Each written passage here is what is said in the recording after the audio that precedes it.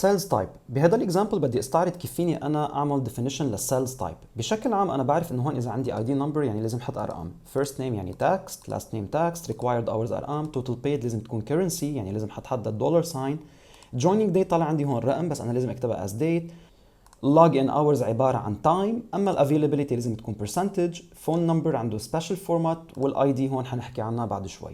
فإن order to define a cell type أنا بقدر يا إما روح على الفورمات سيل، هلا بنشوف كيف، أو فيني روح على الهوم تاب. بقلب الهوم تاب في عندي الجروب يلي اسمه number I can choose يلي بدي إياه من هون.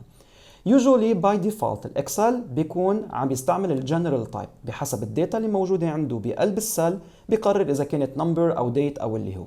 تعالوا نحن نروح على الكولوم A اللي هو الاي دي نمبر، حعلم على كل الكولوم، وان جنرال الداتا اللي حتكون موجوده بقلب هيدا الكولوم هي عباره عن نمبر. فاذا بعمل رايت كليك وبقول له فورمات سيلز او بكبس على الكيبورد كنترول 1. فاذا فورمات سيلز ببين عندي باول تاب هي النمبر تايب تبع الجنرال، انا اي نيد تو سبيسيفاي انه يكون نمبر. هلا هون كم رقم بدك بعد الفاصله؟ بما انه انا اي دي نمبر فاذا زيرو، ما بدي ولا رقم بعد الفاصله.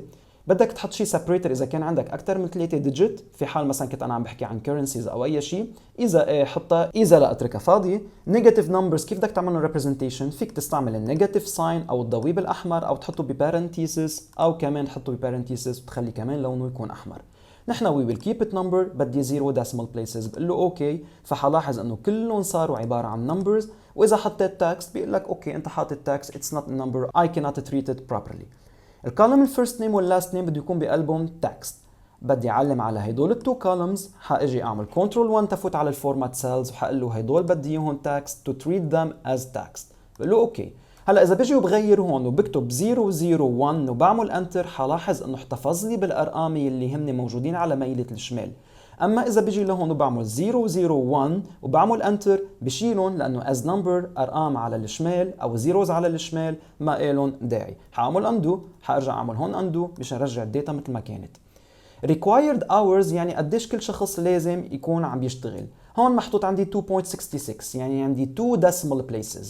This means أنا بركي ما بدي أكثر من رقم واحد بعد الفاصلة، بدي بس رقم واحد. فشو بعمل؟ بعلم عليهم كلياتهم. كمان برجع بعمل فورمات سيلز، ومن الفورمات سيلز بروح على النمبر وبقول له بدي بس رقم واحد بعد الفاصلة. حلاحظ انه عندي هون الستة هي اكبر من الخمسة، فحيعمل راوندينج اب. This means حتصير 2.7. فاذا بقول له بس بدي 1 decimal place، فاذا بقول له اوكي حيعمل راوندينج اب لكل الارقام يلي هن عندي اكثر من 2 decimal places. اذا جيت هلا على 2.7 وقفت عليها، حلاحظ ان هي اساسا 2.66 بس الديسبلاي تبعها 2.7.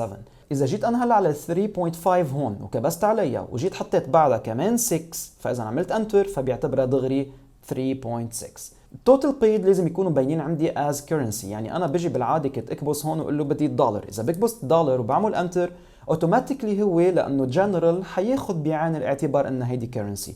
بس اذا بدي يعمل لي اياهم على طول هن از كرنسيز، حعلم على البورشن يلي انا بدي اعمل عليه ابلكيشن. بهيدي الحاله كل هيدا الكولوم رايت كليك وبقول له فورمات سيلز، وححدد له اني انا بدي الكرنسي يلي هي الدولار. كم decimal place بدك؟ حقول له ولا وحده، ححطها 0 because I don't have decimal places. والنيجاتيف نمبرز حاتركهم هن باي ديفولت، يحط لي الماينس ساين وحقول له اوكي، فحيبينوا عندي كلياتهم از كرنسيز. في شغله كتير مهمه هون، اذا هلا بعمل اندو وبرجع بعلم عليها وبقول له فورمات سيلز، في عندي وحده ثانيه اسمها اكاونتنج. هي جاست بطريقه الديسبلاي. الاكاونتنج بحط لك الدولار ساين على السل بميله الشمال، بشكل كلهم بيكونوا بهيدي الطريقه تيريحك بالنظر اكثر. انا اي يوجولي بريفير او حسب انت شو بدك، انا اي يوز بالعاده يلي هي اسمها كرنسي، وبقول له ما بدي decimal places it depends. بهذا الاكزامبل ما بدنا، وحخليها بهيدي الطريقه. joining date هون طالعين عندي انا as number يلي هو بالثواني. اذا بدي غير الفورمات تبع هيدا النمبر تيبين عندي as valid date، بعلم عليها كلياتها رايت كليك فورمات سيلز وبقول له هالمره بدي ديت، وبتختار يلي بدك اياه بقلب هيدا الليست اللي موجود عندك. فاذا حقول له انا بدي يكون day month وعندي year بس بهيدا الديسبلاي، حقول له اوكي، حيحول لي اياهم بكل هيدي الطريقه. login hour، اذا بجي على login hour كمان بعمل فورمات سيلز، وهالمره حقول له هدول بدي اياهم انا يكونوا تايم، وبدي الديسبلاي للتايم يكون عندي على الشكل التالي. مثل عندي هون 1:30 PM. اذا بجي بقول له اوكي، فحيبينوا عندي كلياتهم بهيدا الشكل. واذا بيجي انا بغير على وحده منهم فاوتوماتيكلي هو حيعمل لها consideration as a time. availability يعني انت قديش موجود بالشغل، حنعتبرها percentage. 0.5 يعني 50%، 1 يعني 100%. بعلم عليهم كلياتهم، فيني اعمل على الفورمات سيلز، او اذا بدي باختصار فيني اطلع لهون واكبس وقول له هيدول بدي اياهم انا percentage، او موروفر كمان موجود السيمبل عندي هون بكبس percentage فاوتوماتيكلي صاروا كلهم percentages. اما بالنسبه للفون نمبر فهيدا عنده سبيشال تريتمنت. الفون نمبر انا بدي اعمله سبيشال فورماتنج، بعلم عليهم كلياتهم، بعمل رايت كليك وبقول له فورمات سيلز، بنزل على شيء اسمه سبيشال وبقول له بدي اياها فون نمبر، وبتختار اللوكيشن بحسب انت وين موجود. هلا هون حسب ما مبين عندي I don't have the Lebanese format، سو يلي حنعمله هلا نحن بكل بساطه we will be using الانجلش يونايتد ستيت. حاكبس عليها، حقول له فون نمبر انجلش يونايتد ستيت، حقول له اوكي. حلاحظ انه ما صار عندي شيء. ليش ما صار عندي شيء؟ لانه هيدا النمبر يلي موجود انا عندي هون فيه spaces. I need to get rid of the spaces. اكيد فيني استعمل functions تضبطهم كلياتهم، بنشوف بعدين كيف. اذا عملت enter حلاحظ اوتوماتيكلي حيستعمل لي الفورمات تبع اليونايتد ستيت. بالنسبه للاي دي هون it's just for demonstration purposes.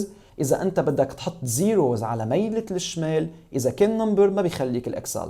تتظبطها بدك تحطه as text. فاذا رايت كليك فورمات سيلز حلاحظ انه انا اذا حطيتها text حيقبل، ولكن حيطلع لي هيدي الاشاره الخضراء يلي هون معناته انه ليك انتبه انا عندي attention هيدا النمبر is stored as text. فاذا بدك تعمل عليه special treatment بعدين يمكن في بعض الاوقات تضطر انك ترجع تعمل له conversion لنمبر.